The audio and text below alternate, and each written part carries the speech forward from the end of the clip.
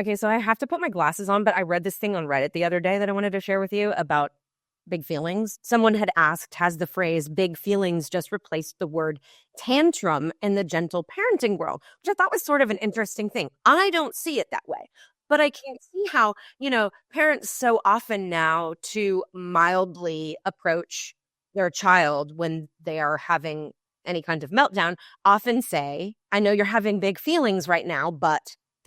right? They said the word tantrum focuses on the presented behaviors and our experience, whereas the word big feelings focuses on the child's experience. So when we talk about our big fucking feelings, it takes it from all of the things that are happening to us to the things that we're experiencing. And I think it reminds us to be present in the moment and focus on how we're viewing the world, our perspectives, our thoughts, our how we're processing everything versus what's happening to us. And I guess it could give you the perspective of, because it is my experience, I can then identify with others who have a similar experience and just builds deeper roots for that empathetic heart that we all need to have. Love me some Reddit. Honestly, I have stayed so far away from Reddit, so. Yeah, I mean, you're not wrong for that. There's definitely some interesting viewpoints, but also then you find little gems like that where it really reframed how I see big feelings and that phrasing. A point on the board for Reddit. They needed it. Well, cheers with coffee in honor of our first episode and also how we met. There was definitely coffee involved. Loads and loads, if I recall. And tissues. Maybe we should have toasted with tissues. I mean, I can make that happen if we need to. Yeah, if I recall, there were actual Kleenex boxes on the table. Yeah, every table had Kleenex box. So let's tell everybody about it so that they can follow along. So Ashley and I met at the Boohoo Breakfast, which is so aptly named, when our oldest daughters were going to kindergarten. And it was a really sweet thing, right, that the school puts on still every year. And they gather all of the kindergarten parents who are very weepy, and we all sit around tables and kind of have a little orientation. But I love the idea that it's called a Boohoo Breakfast, because talk about big fucking feelings. I wanted it to be called a yeehaw breakfast, though, because I am really excited to get one of my kids out of the house. Just leave. Yes, leave. Yeah. I was not boohooing as much as I was yeehawing. I didn't care that she had already been in pre-K, so it wasn't a big position. I had a similar experience, I should say, with Gray, in that she had also gone to preschool. But it was hard for me because I actually had worked at the preschool for, I guess, the last 2 years before she went to kindergarten, because it was kind of the perfect scenario. We had the same hours and I got to go see them and keep track of them during the day and watch them play and grow and be close by, which was really neat. And so when she went to kindergarten, it was very strange for me. I didn't really know what to do with myself. And then it left me to my own devices and taking care of my then 3-year-old, who was, we didn't do the terrible 2s. We did the terrifying 3s. I remember her at the Boohoo Breakfast just being all over you at the whole thing. I don't know how you were managing listening to what the principal was sharing with everyone, with her just arms and legs being like this. I think by that point I was very used to it. You were the tower to be conquered. Yes. You know, it's funny. I don't remember that. I, for some reason, have blocked that out. So I just remember meeting you. That was the same thing for me, was meeting you that day.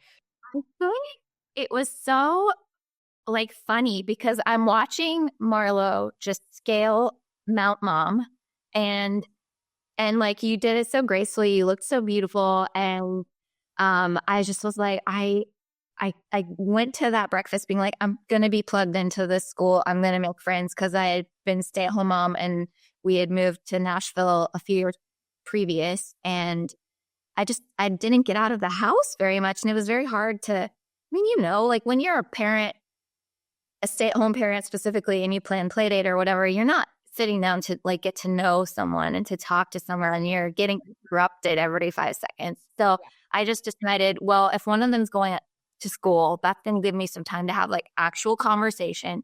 And I want to find someone, just one person that I can say like, can we be friends? And you sat in front of me and I was like, she's my girl.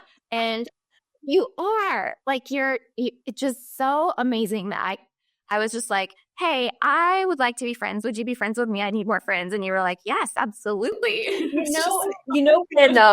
When you like pull into the grocery store and a spot opens up right in the front of the grocery store and you're like, oh my God, this is rock star parking. Like the gods have shone down on me today for parking.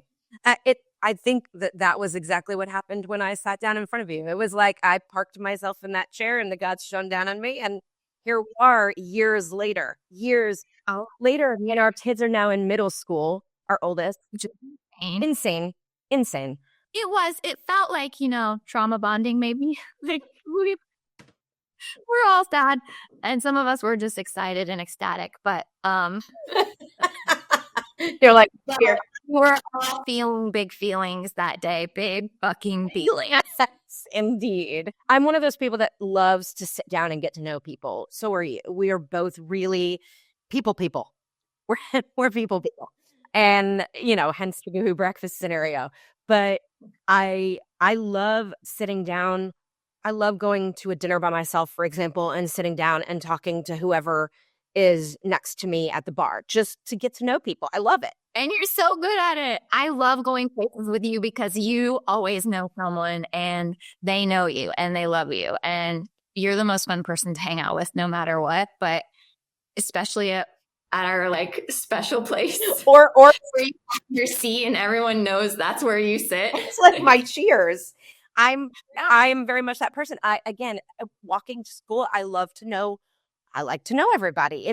There's something so, and maybe it's me trying to turn a giant city into the kind of small town I grew up in. Maybe it's part of it, but you know what? I did that in Los Angeles too. I was out there for 17 years. And in such a huge city where it's impossible to know even a tenth of the people who live there, I really had my favorite restaurants and I knew the owners and I knew the regulars and I love that.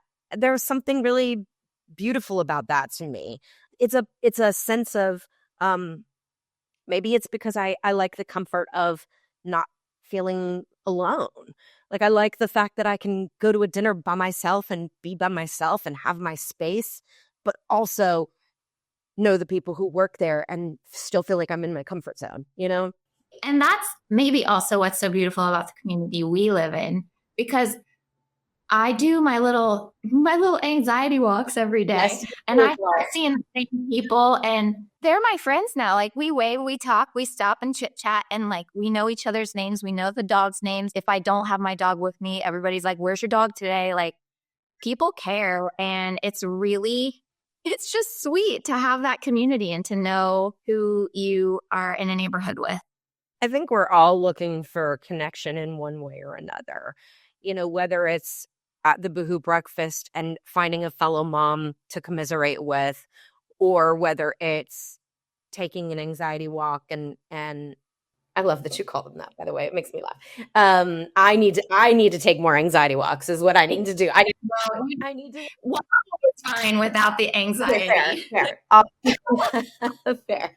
So why big effing feeling? You and I talk about everything. There are no boundaries. Well, within reason, I guess. But I mean, really, there are no boundaries. And I feel like most people are like that with their best friend, their closest confidants. They spill it all. And, there are obviously things that are perhaps inappropriate to put in a podcast. And so maybe we'll skip some of those. Maybe we won't. I don't know. Stay tuned.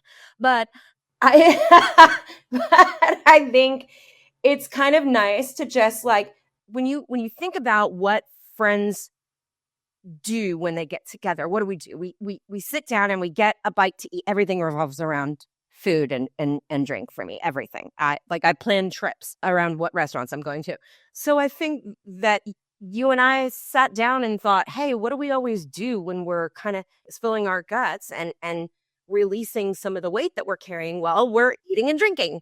We're having a cocktail, or we're having a cup of coffee, and we're having a really good snack. And so how cool is it for us to sit down and pull in some of our other friends too that have really amazing thoughts and opinions, to have a little bite to eat or a little sip of something and chat. I think that my favorite thing about our friendship is how we had those Tuesday tacos forever. I miss that so much, but like that was such a precious time because I felt these are my people. It was almost a holy experience. Like it felt like I was going to a real church service. Like Taco therapy. yeah, seriously. Like it was just, I just would leave, and they were like 5 hours long. Sometimes we were there as our children ran around, the front. I mean, that restaurant is ideal for having good hangs and margaritas because the children could just be feral and we'd just sit and talk. Yep. It was so fun. And I loved that community time. And I think that's kind of what we're hoping to build here with all of our friends and pull them in, as you said, to share their interests and their hobbies and the things that maybe we didn't know that they knew about, and they are experts on a certain topic, or they want to talk about something that's really frustrated them. And here we are with BFF to roll through those big effing feelings. Absolutely. And maybe have a cocktail while we're at it. Yeah, or I mean, who knows what we'll end up coasting with? Like it could be my favorite socks, right?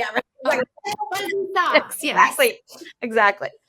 She says as she writes notes for a future episode.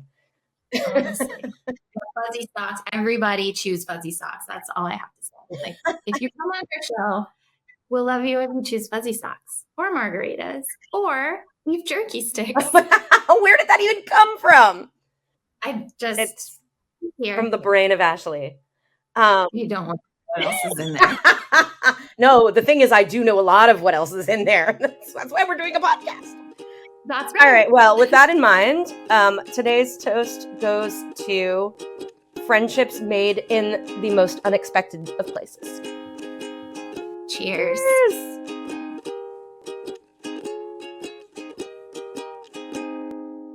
Cold coffee. No, yeah.